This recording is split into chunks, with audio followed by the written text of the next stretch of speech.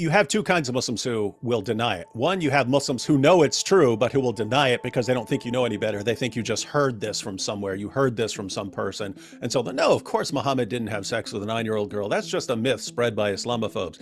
No, it's not. There are I think, a little over 200 sources in the Muslim sources about Muhammad having sex with a 9-year-old girl. It's all over their sources. If we don't know that about Muhammad, we don't know anything about Muhammad, because that's as good as it gets in Islam. You've got 200 sources all saying, over 200 sources all saying the same thing. I was walking a particular path kind of on my way to the Temple Mount. Day after day, I was there for 3 weeks, and I would see these two guys off to the side there. It was like a little outpost of the main mosque there, and they would always say, come in, let's talk, have a Quran. They're very, evangelical in that sense. I was with my wife. She's like, we shouldn't do this. We have to get to other places, whatever. But finally, I had 5 days at the end of the trip when she wasn't there. And I was like, I'm going back there. I want to talk to these guys. So I went there. I sat down with them, talked with them for multiple hours, multiple days, and really just sought to understand their religion, their worldview. It was fascinating. In the middle of that conversation, a ton of different things came up. So I'm talking to them, and I am at night reading the Quran, and I come across a few different verses that, to me, reading this with Western eyes, appear to pretty explicitly state that some version of pedophilia is acceptable. That's true. And so I go to these guys and I say... So you read, let me guess, you read Surah 65, verse 4 of the Quran. I did. And then I did a bit of research and came across that fact that the life of Muhammad itself is a reflection of this teaching, and also that there is a belief with, and correct me if I'm wrong on any of this, but that there's a belief that the life of Muhammad itself is exemplary to the point of perfectionistic, that is also in the Quran, Surah 33, verse 21 of the Quran, that Muhammad is a beautiful pattern of conduct. So you have these two pieces working together, where you see it there and then you see it reflected in the life of Muhammad.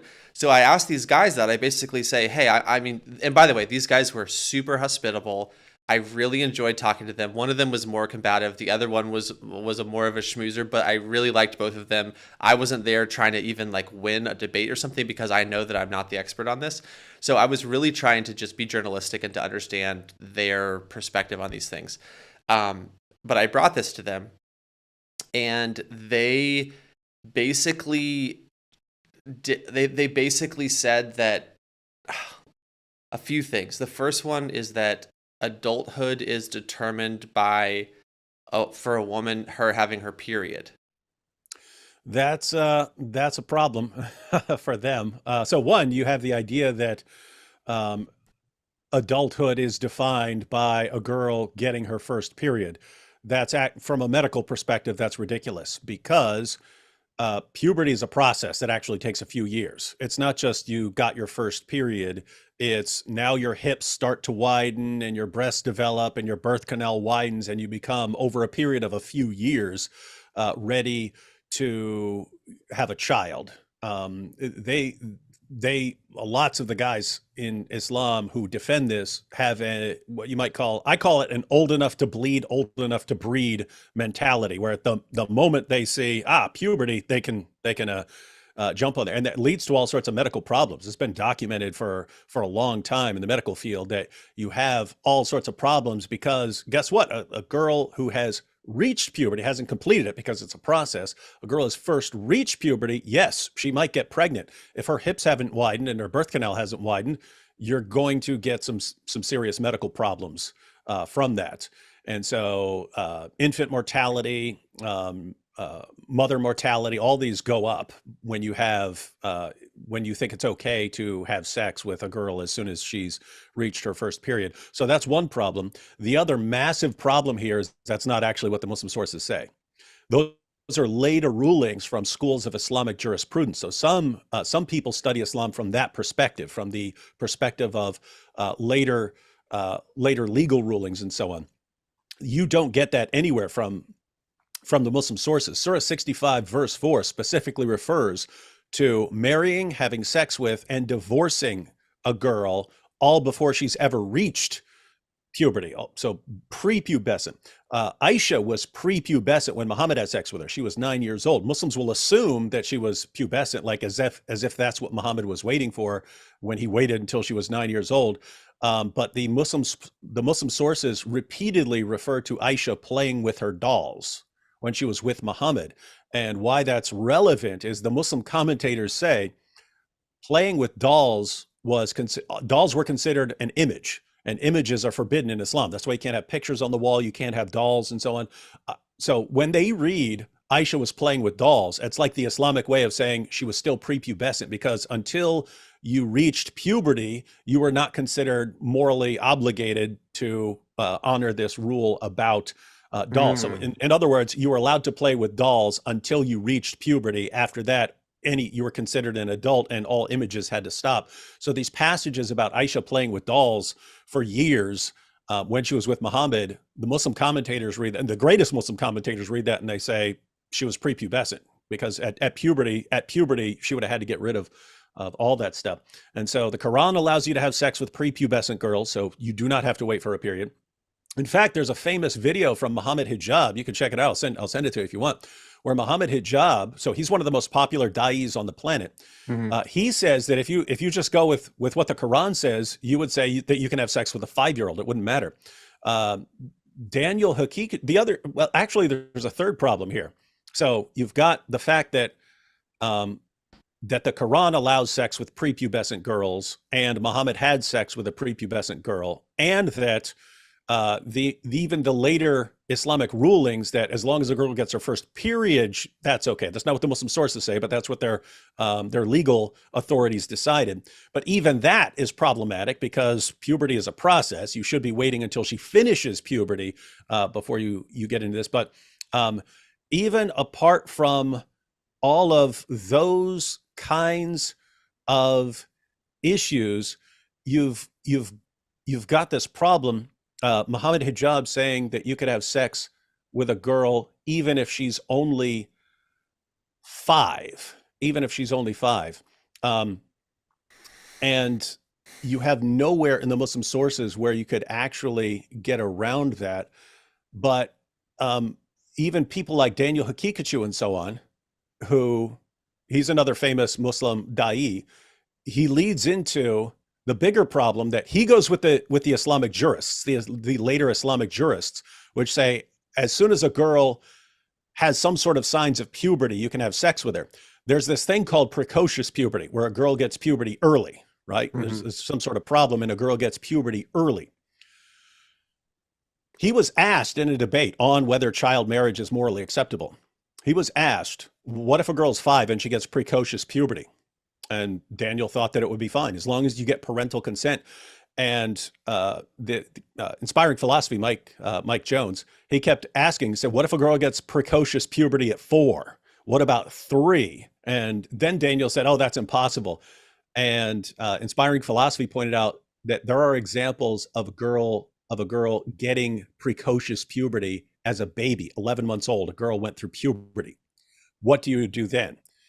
And Daniel had no response. He's like, well, I don't think the parents would agree to that. But other than that, other than getting the parents to agree with it, he had no problem with the idea, because he's viewing it as, well, if that's the Islamic ruling, you wait till a girl has signs of puberty and then you can have sex with her. Okay, what do you do with when an 11-month-old baby has precocious puberty? And he couldn't rule against that. And keep in mind, as morally reprehensible as that is, he was at least waiting for puberty, and the Quran doesn't even require that. Muhammad didn't even require that. So this is, I don't know. It's on the one hand, we want to be nice and we don't want to be mean. But on the other hand, it's like you're talking about sex with 4, 5, and 6-year-old girls. And that is as morally reprehensible as pretty much anything I can think of. Well, that's the thing, is when I was talking to these guys, I was interested in understanding the Islamic way of salvation, or whatever their version of that is. And I thought we were going to have a conversation more about that. And then as I'm reading the Quran, I'm seeing these verses, I'm digging into this a little bit. And it's just something that is so, to be honest with you, I mean, it's hard for me even to make degrees of evil between 11 months old and 5 years old, and to me it's all completely insane and completely obviously disgusting and evil. And so, but what was interesting is when I then posted this video, because I have these guys on the record, because the last day I said, you guys, this is an amazing conversation. Can I bring my camera guy and can we, like, I'm not even going to be debating you. I'm just going to ask you, and I want you to speak for yourselves. I don't want it to be someone else speaking for you. And I want to hear you guys for yourselves communicate what you believe. And so I have this on camera. I posted this on YouTube of them saying exactly what we're talking about here. And what was interesting is the response that I got was either people, a mountain of whataboutisms, first of all. What about in the Bible when Mary and Joseph, and in the Old Testament when da-da-da. So I want to give you the opportunity to kind of speak into these whataboutisms where people kind of try to say, this is really what I think it distills down to, and tell me if I'm not doing a good job at the distillation here, but I think it distills down to, one, that's an old book. Everyone was crazy back in the day. So were Christians, so were Jews. Don't try to take the moral high ground. If this is bad, you guys are all in this bad together. And then two, some version of the weird science trying to actually scientifically moralize it, which is kind of what we already talked about. And then three, just like, oh no, you're not reading it right. You don't really understand what it's saying. It's not really saying that Muhammad was great, da-da-da. And it's just like basically just not being willing to like face it. So what would your response? Well, first of all, what do you think are the big ways that people try to get around this, or to kind of like justify this, moralize this, do the kind of whataboutism thing and talk about, Abraham or David or what? I don't know. People bring up all these things in the comments. I can tell you exactly what they bring up. Yep. Because I've seen it 1,000 times. Thousands of times. But yeah, if you follow this issue, you will have Muslims who deny it, right? And they'll especially do that. You have two kinds of Muslims who will deny it. One, you have Muslims who know it's true, but who will deny it because they don't think you know any better. They think you just heard this from somewhere. You heard this from some person. And so no, of course, Muhammad didn't have sex with a 9-year-old girl. That's just a myth spread by Islamophobes. No, it's not. There are I think, a little over 200 sources in the Muslim sources about Muhammad having sex with a 9-year-old girl. It's all over their sources. If put it this way, if we don't know that about Muhammad, we don't know anything about Muhammad, because that's as good as it gets in Islam. You've got 200 sources over 200 sources all saying the same thing. And even if you didn't have that, you'd still have the Quran saying it's okay to marry, have sex with, and divorce a girl all before she's ever reached puberty. So you will have people who know that it's true, but they'll deny it because they're just basically lying about Muhammad to avoid embarrassment. But you will also have Muslims who they've never read their sources. And so they've heard from someone, oh, Aisha was actually much older. She was probably 18, maybe in that one source that says she was not. Again, it's 200, not one. But they've heard, in other words, they've heard from the liars. And they've absorbed from the liars that maybe, when it says 9, maybe that was 19 and a 1 dropped off. And so they'll actually, I'm dead serious, they actually argue things like that. So the 1 dropped off in hundreds of sources. So you'll have things like that. And then once you are interacting with someone who is going to acknowledge the truth, yes, they'll appeal to moral relativism. They'll say, but it was a different time and a different culture.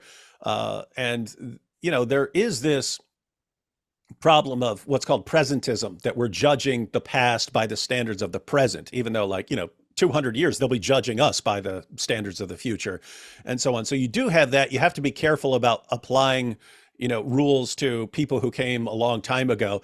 And generally we would think, okay, well, if you grew up in an environment where that was normal, then we could give you a little leeway. Even if we really believe that what you're doing was objectively morally wrong, we can say, okay, if you grew up in an environment where that was normal and you didn't know any better, okay, well, we're not going to condemn you in the same way as someone who knew that it was wrong. The reason that doesn't really work in Islam is, we've already talked about it, Muhammad is the pattern of conduct.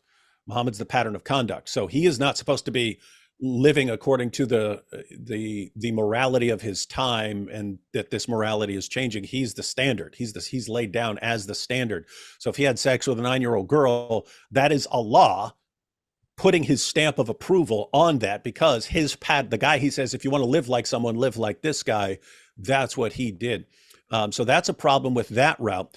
But as you've pointed out, the other main route they go with here, and they can do this in one of two ways. They can say, but in the Bible, or they can say, they point to different people down through history. Like Tristan Tate was recently defending child marriage, and he said, but when Princess Isabella married the king so-and-so, she was only 6 years old. And he gives a Wikipedia link and says, look, see right there, she was 6 years old. He obviously didn't read it, because you go down and it says, because she was only 6, the marriage was never consummated. Canon law, so church law, would not allow sex before a girl reached the age of 12.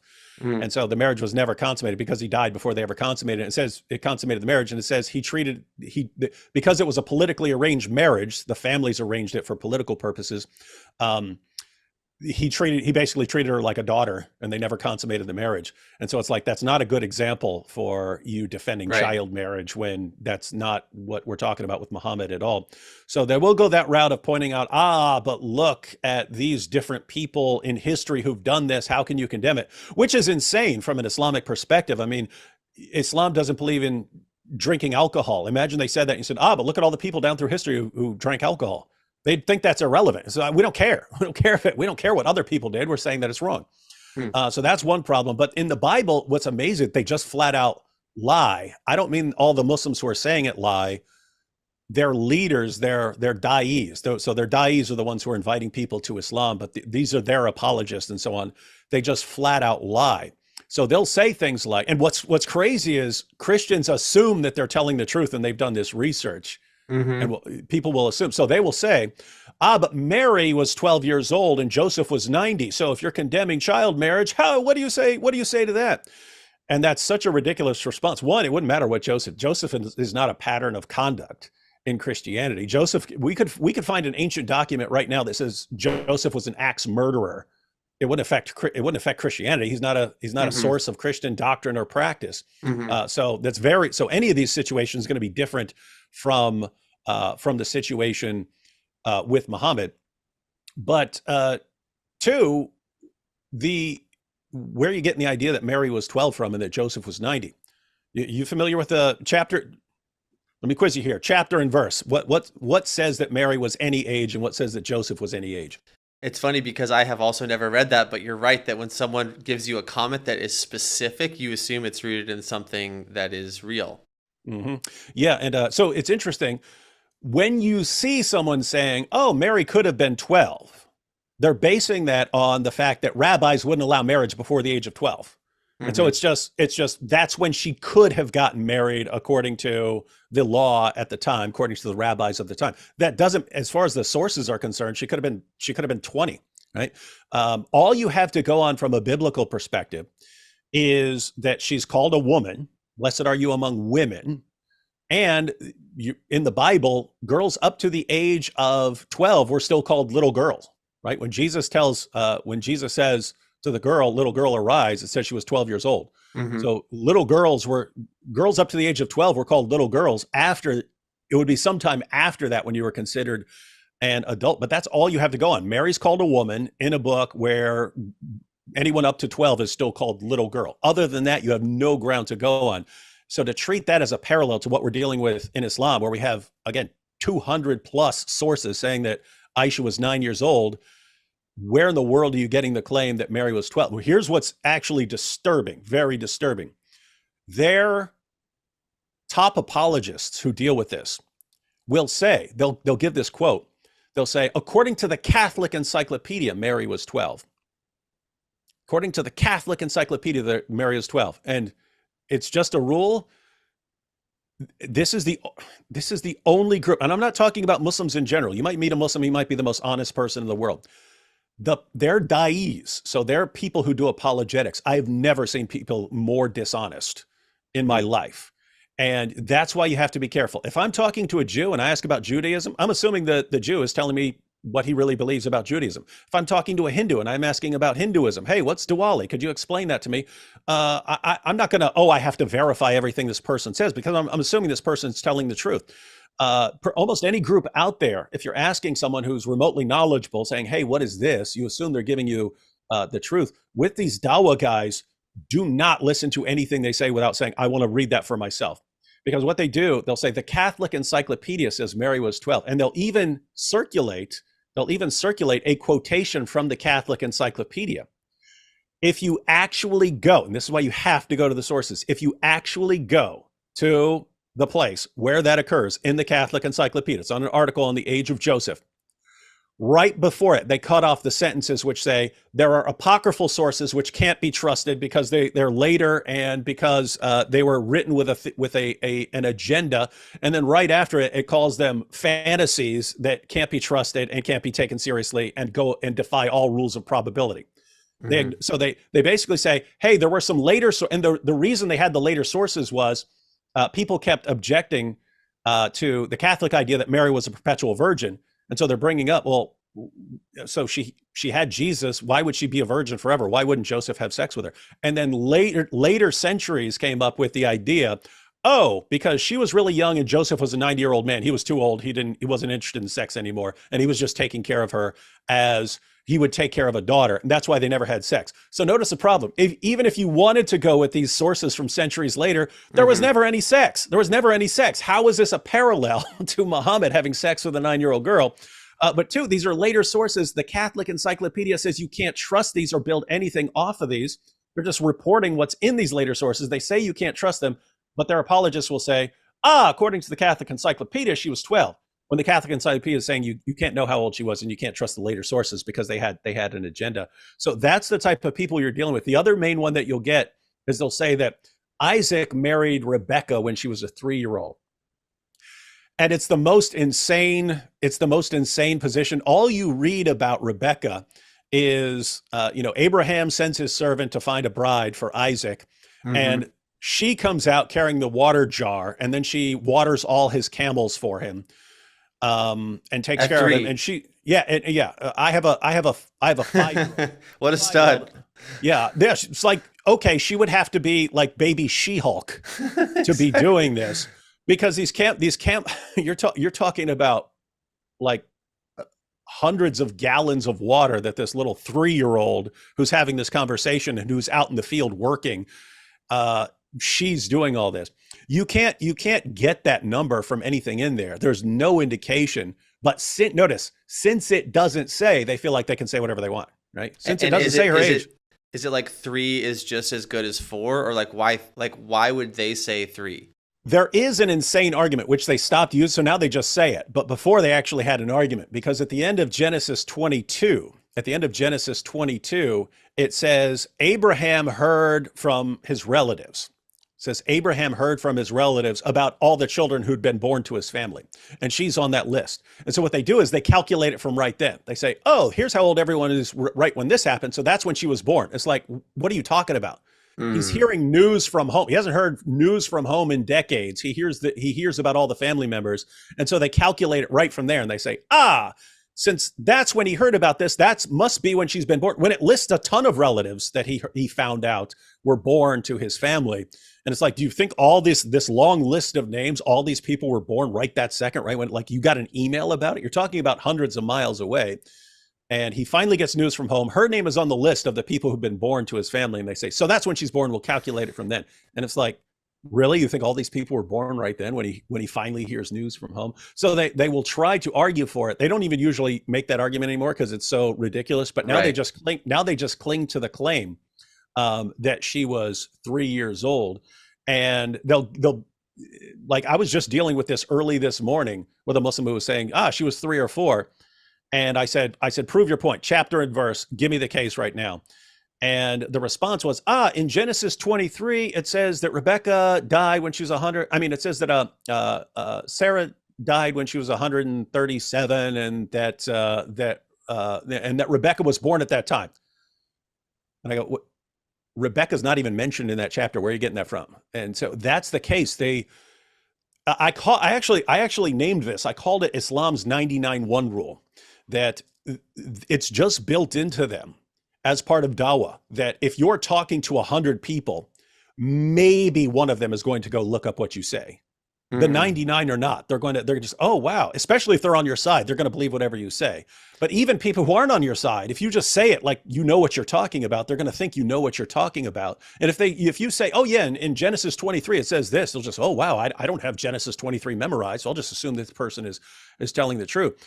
And so it's like they believe that if you just keep going out and 99% of people are going to believe you, and very small, very tiny group of people are going to check what you say, and the overwhelming majority who don't check it can always shout down the other person. Right. They just believe that you keep winning like that. You can keep spreading nonsense like that. And so that's why they actually seem to think it's okay to spread complete lies. But this happens over and over again. They do this with the Bible, and it's amazing because they claim to respect prophets. They claim to respect Mary. They claim to respect Jesus, and they will not hesitate to make things up. Again, I'm not talking about all Muslims. I'm talking about their leaders of dawah and apologetics. Again, I've never seen anyone who is this quick to lie, especially about people they claim to respect.